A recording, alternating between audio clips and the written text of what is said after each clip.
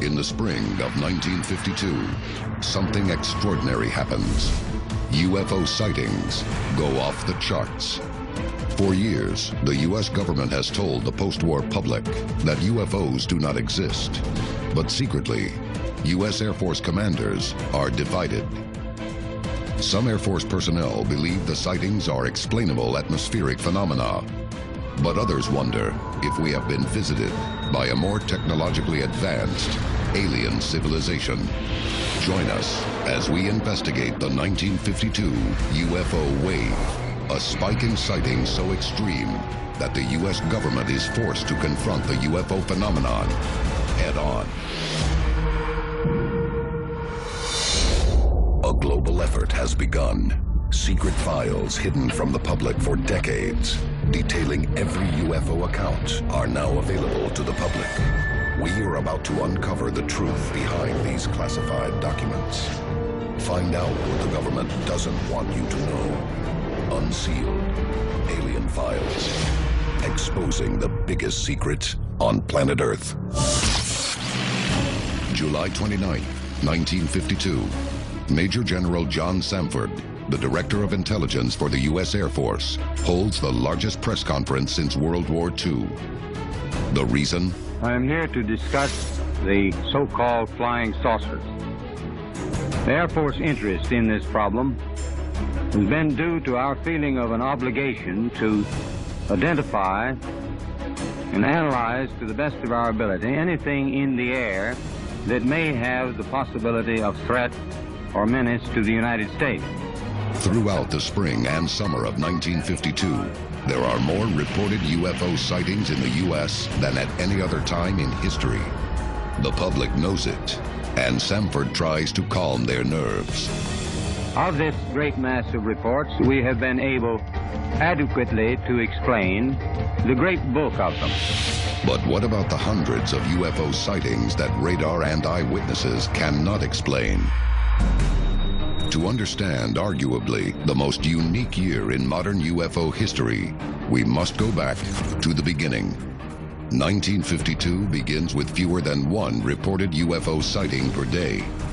By April and May, sightings increased to 3 per day.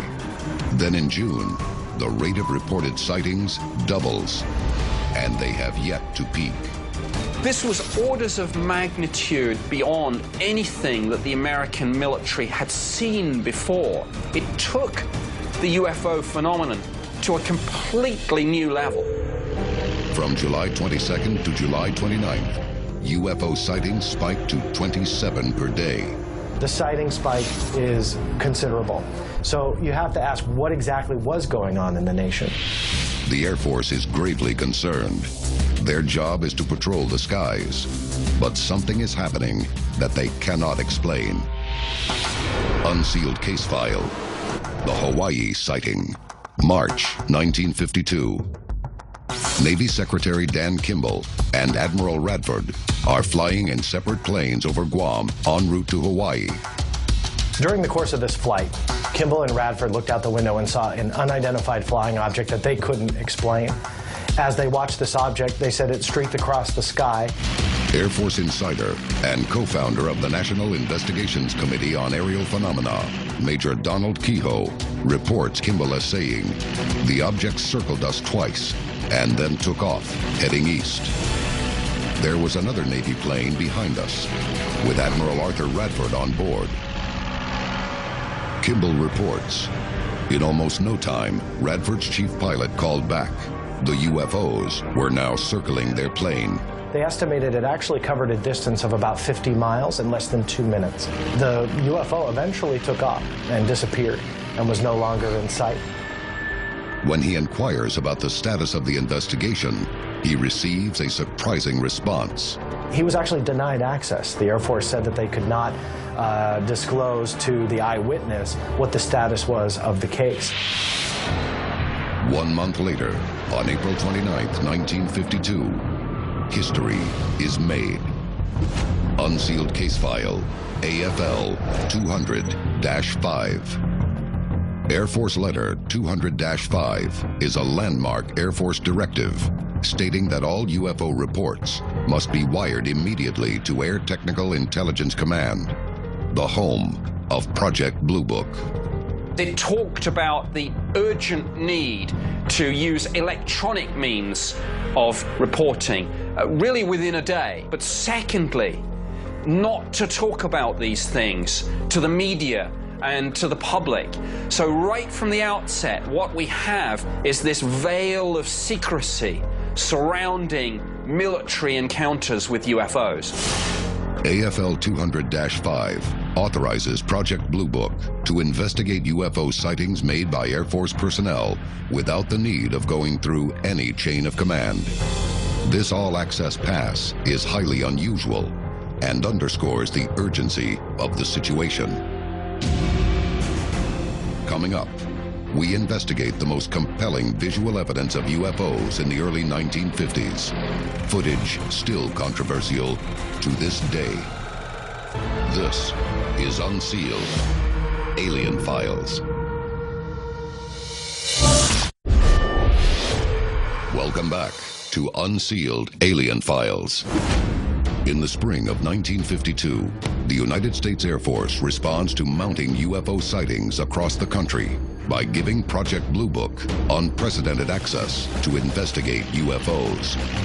Its mission: to investigate UFO reports from civilians and military personnel and determine if UFOs are a threat to the nation, and to identify them. Air Force Officer Edward Ruppelt, stationed at Ohio's Wright-Patterson Air Force Base, is appointed to lead Project Blue Book. So this was the guy in day-to-day charge of investigating the sightings reported to the government and the military. Although he still accepted anecdotal accounts and reports from the public, the whole focus of Project Blue Book was effectively reconfigured on pilot sightings and on radar cases. But one case in July of 1952 confounds him. Unsealed case file, the Tremonton film. July 2nd, 1952. Navy Warrant Officer D.C. Newhouse is driving through Utah with his wife when they notice a strange group of objects in the sky. They stop the car to get a better look and cannot believe their eyes. A group of 10 to 12 objects overhead are flying in a westerly direction. There were multiple objects that were seen flying through the sky that were not like any conventional aircraft that anyone had ever seen. Newhouse later describes the objects as shaped like two saucers, one inverted on top of the other. He runs to the trunk of his car and grabs his 16mm camera just in time to shoot this compelling film. Every now and then, you'll see sort of like an implied constellation of stars. So there seems to be some sort of a communication going on there. What's interesting is that that sort of sighting occurs even now in the skies over the United States, and people film it. Ruppelt later writes about Newhouse in his 1956 book, The Report on Unidentified Flying Objects, saying, when he and his family first saw the UFOs, they were close to the car, much closer than when he took the movie. The Tremonton Newhouse film was shot by a witness that saw what can only be described as a fleet of UFOs in the sky. I love those cases because they were the kind that you can't really fake. You know what I mean? They come from the old school, and they haven't been put up on a Photoshop or some sort of video editing and made. They're actually real. 4 years later, Project Blue Book analyzes the footage and issues a report. They wanted to try and explain it away as balloons, which sounds like a viable explanation. Unfortunately, they could never prove it. So it went on the books as a true unknown. And even more disturbing, it looked eerily similar to a famous sighting just 2 years earlier. Unsealed case file, the Mariana film. August 1950. Great Falls, Montana. While inspecting a local baseball stadium with his secretary, Nick Mariana sees something flash out of the corner of his eye. Two bright silver objects fly over Great Falls. This really depicted, again, multiple objects in the sky. He grabs his camera from his car and shoots this 16 seconds of film. The next day, The Great Falls Tribune carries the story, and in the weeks to come, Mariana shares his film at several local screenings. But the Air Force considers the objects on the Mariana film to be two of their own. After the witness got their film back from the United States Air Force, they claimed that they were missing frames from the footage, like it was cut out, cover-up by the United States Air Force. Mariana claims the frames clearly showed silver discs. The Air Force denies the allegations, but many in Great Falls who witnessed the original film support Mariana's claim. So the question is, if that's true, what are they covering up? In July of 1952, 2 years after the Mariana film, Captain Ruppelt, head of Project Blue Book, requests to reanalyze the footage. The original analysis that the objects in the sky were reflections from F-94 jets is dismissed. Ruppelt states, "The lights appeared too steady to be reflections. We drew a blank on the Montana movie. It was an unknown." The controversy over the missing frames is never resolved. Could this be truly evidence of an alien craft in the sky, and so they wanted to kind of omit that section that really drove it home?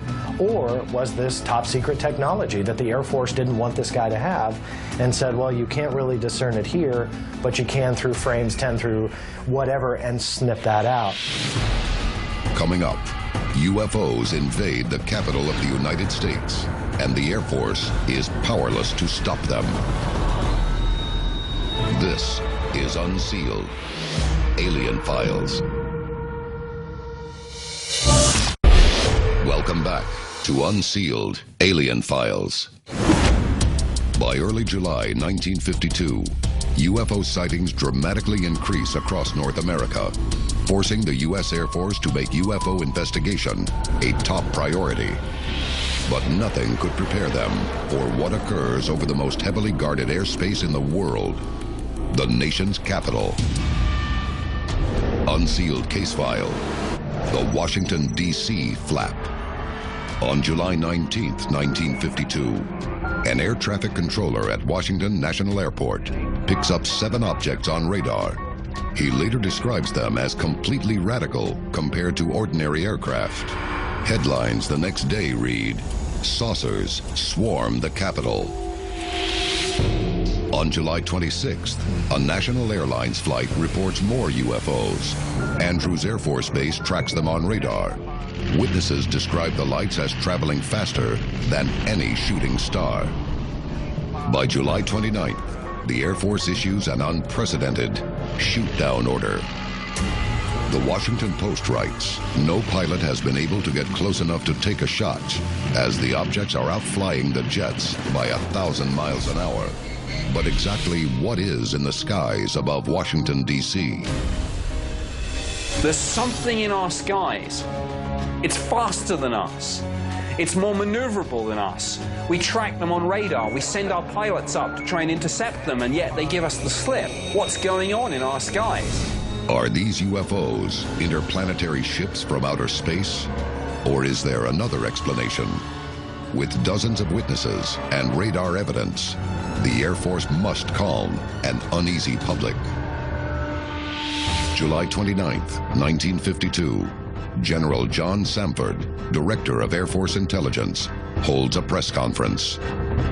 We've been able to explain them as hoaxes, as erroneously identified friendly aircraft, as meteorological or electronic phenomena, or as light aberration.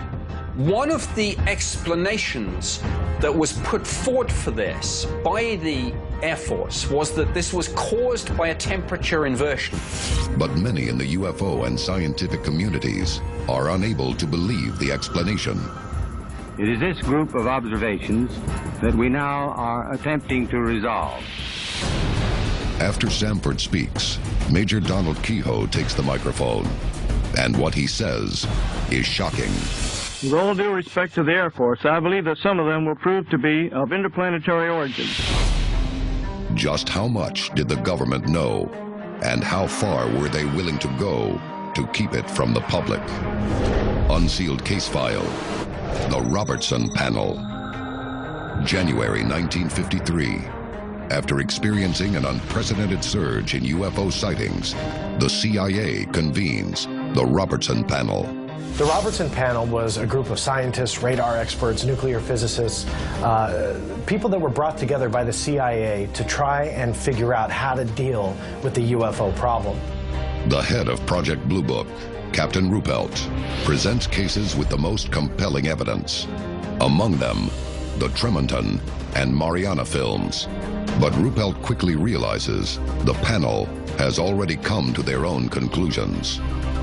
The objective of the Robertson Panel was already determined before they stepped into that room and started deliberating what that evidence showed. After hearing just 12 hours of testimony over 3 days, the Robertson Panel's final conclusion is that UFOs do not pose a threat to national security, and that the overwhelming majority of sightings can be explained by natural phenomena.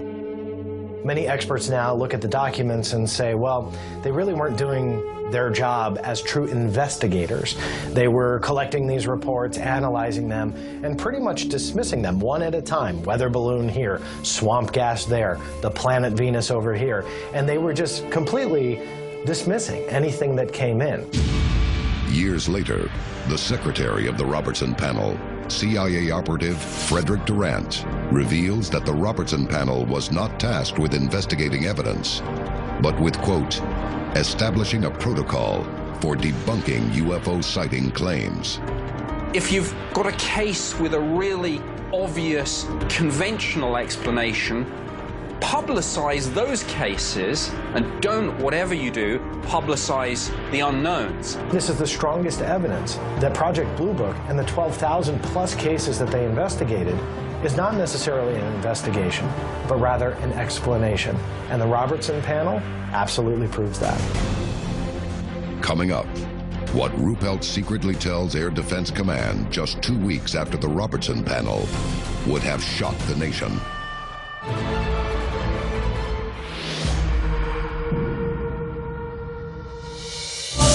Welcome back to Unsealed, Alien Files.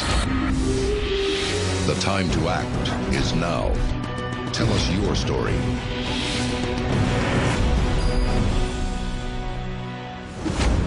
The 1952 UFO wave shakes the nation and raises doubts about the effectiveness of the U.S. military against unexplained threats.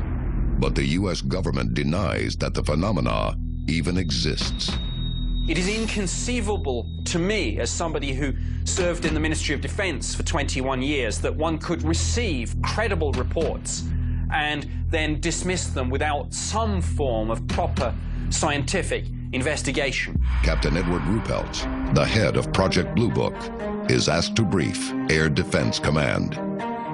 In the meeting, Ruppelt allegedly reveals that based on a statistical breakdown of over 1,000 sightings, only 11% can be positively identified. The remaining 89% are categorized as probably identified, possibly identified, and unknown.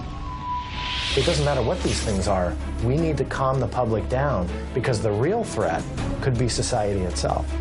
Since the extraordinary surge of UFO sightings in 1952, the American government to this day denies that it studies UFOs. But some believe otherwise. I am convinced that the government continues to investigate UFOs, but I suspect that they do it through the third-party offices of some defense contractor hidden away, well away from public scrutiny. Without a central organization to collect information on UFO sightings and investigate them, no one knows how many UFO events occur each year. Will there be another 1952? How will we know? And will the government even warn the public? This is Unsealed, Alien Files, exposing the biggest secret on planet Earth.